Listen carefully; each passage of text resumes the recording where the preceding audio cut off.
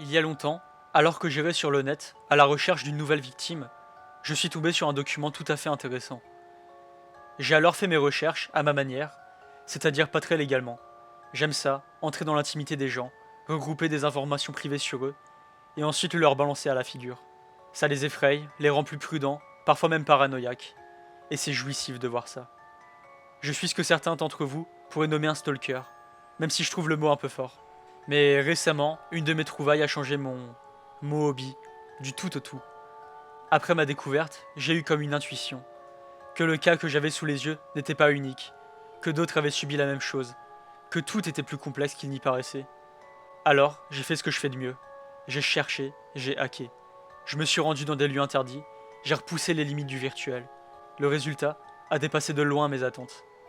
D'une certaine façon, je n'ai pas cessé mes activités. Je suis toujours un stalker, le stalker du sonneur de porte. Ce que vous allez lire n'est pas une histoire, c'est une enquête, une compilation de tout ce que j'ai pu trouver sur lui. Et si un jour vous réalisez que vous êtes sa cible, ces informations pourraient vous sauver la vie. Il n'a pas de nom réel, du moins pas de connu. Je l'appelle le sonneur de porte. Vous comprendrez pourquoi plus tard. Il agit à n'importe quelle heure, n'importe où, du moment que les conditions requises sont réunies. Quel est son but? C'est l'une des zones d'ombre qui subsistent. Qu'est-ce qu'il est? Vous n'imaginez même pas à quel point cela dépasse l'entendement. En tout cas, il n'y a aucun doute sur ce sujet. C'est un tueur, méticuleux, indétectable et insaisissable. Bref, le meurtrier parfait. Et pour cause, il n'est pas humain. Il agit selon des variables qui, si elles sont réunies, peuvent provoquer la mort de quelqu'un. Pour commencer, la victime doit être seule à son domicile, enfermée dans une pièce depuis plus de 3 heures. En général, plongée dans une tâche qui monopolise toute son attention. Toutes les victimes étaient sous l'influence d'une poussée d'inspiration, dans un domaine où il n'était d'habitude que moyen ou mauvais. Ainsi, un véritable chef-d'œuvre a été trouvé près du corps d'un peintre raté. Une équation particulièrement corsée avait été résolue près d'un étudiant nul en maths, juste avant son décès. Un musicien était en train d'enregistrer des vocalises impressionnantes au moment de mourir. En général, la victime est incapable de réagir à toute interaction extérieure ou de prendre en compte son état corporel tant qu'elle n'aura pas achevé ce qu'elle a commencé. Ces excellents résultats ne sont que les signes avant-coureurs de l'arrivée du sonneur de porte. Une fois qu'il aura atteint les limites de votre propriété, et si la structure de votre maison est composée en majorité de bois, celle-ci se mettra à grincer doucement. Étant donné l'isolement de la cible avec son environnement, et sachant que ces bruits ne présentent aucune différence avec ceux que l'on peut entendre dans une habitation commune, il est impossible à la personne de se douter de quoi que ce soit. J'ai récemment compris que si la maison est relativement récente et construite avec des matériaux modernes, alors tout autre objet en bois se mettra à grincer. Cela peut être une commode, un porte-manteau, un cadre de tableau ou une croix. Ces bruits-là sont moins singuliers et plus faciles à repérer. Mais tant que la cible est en train de travailler, il lui est difficile de tenir compte de l'étrangeté de la situation. Si par hasard vous entendez des grincements suspects, ayez le réflexe de sortir en courant et de vous éloigner de chez vous. Il ne peut rien contre vous si vous n'êtes pas dans votre maison. Et son influence, créative comme hypnotique, s'arrête complètement une fois que vous êtes hors de votre terrain. Si malheureusement il arrive devant la porte de la pièce où vous vous trouvez, lui échapper est déjà bien difficile. Vous entendrez d'abord quelqu'un toquer à votre porte, une fois. Le bruit se répétera plusieurs fois, 12 fois exactement, de plus en plus fort. À chaque coup sera accompagné d'un léger bruit de carillon. Je suppose que les coups ont un effet bien précis sur le sujet. Ma théorie serait que, à chaque coup donné, la victime sorte un peu plus de sa torpeur inspiratrice. Une fois le deuxième coup toqué, elle devrait être tout à fait à même de comprendre la situation, et plus précisément le profond pétrin dans lequel elle se trouve. Mais cela révèle de l'hypothèse. Je suis tout de même sûr que, après que tous les coups aient été entendus, la victime retrouve ses esprits. La cible ressent immédiatement le profond besoin de ne pas ouvrir la porte, à tous les prix, de se préserver de ce qui se trouve derrière. Malgré tout ce qu'elle pourra faire, le sonneur de porte parviendra toujours à s'introduire dans la pièce. Certaines actions précipitent l'attaque, d'autres la reportent. J'ai étudié tous les meurtres potentiellement commis par lui. Je suis en mesure de vous dresser une liste non exhaustive de ses actions. Surtout, n'ouvrez jamais la porte, jamais, sous aucun prétexte. Vous ne feriez que vous offrir en pâture au loup. Si pour une raison ou une autre, il s'introduit dans la maison, il dira « j'entre ». Si vous entendez cela, vous êtes perdu. Toutes les 2 minutes environ, l'être vous demandera s'il peut entrer. Il ne posera la question que 3 fois, avant de s'impatienter et d'ouvrir la porte de lui-même. Ne répondez pas. Il pourrait prendre cela comme une invitation.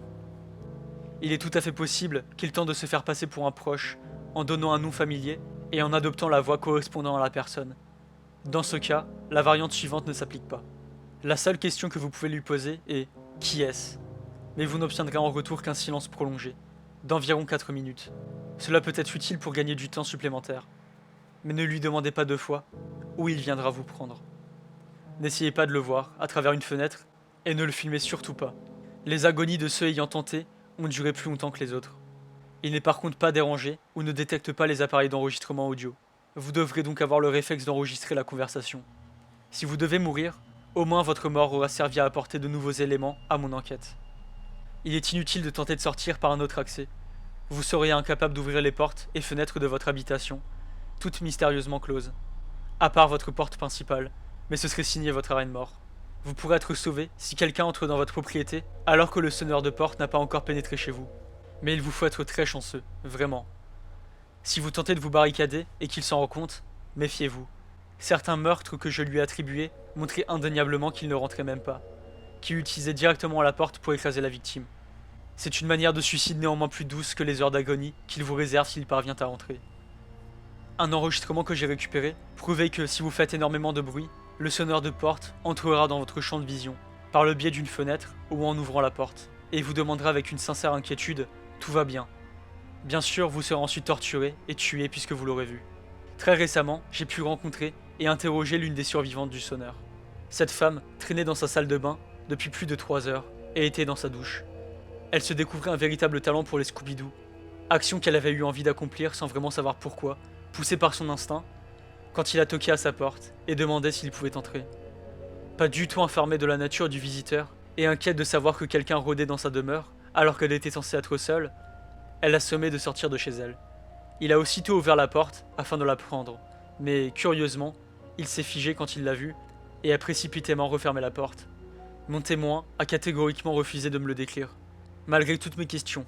Manifestement, elle était très choquée. Je suis donc revenu sur le sujet principal, déterminer la raison pour laquelle elle n'avait pas été tuée, comme tous les autres. Apparemment, après que l'être ait renfermé la porte de la salle de bain, il ne se comporta pas comme lors de ses précédents meurtres. Au lieu de réagir aux pleurs et aux cris, aux lamentations, il se contentait de demander toutes les 30 secondes « Êtes-vous présentable ?» Et ce, pendant plus de 2 heures.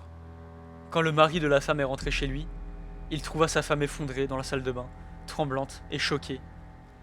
Plus récemment encore, une de mes connaissances, que je tenais au courant de mes avancées de mon enquête, fut la cible directe du sonneur de porte. Il était dans l'entrée de sa maison, en train de jouer à un jeu vidéo auquel il cartonnait, quand les 12 coups ont résonné.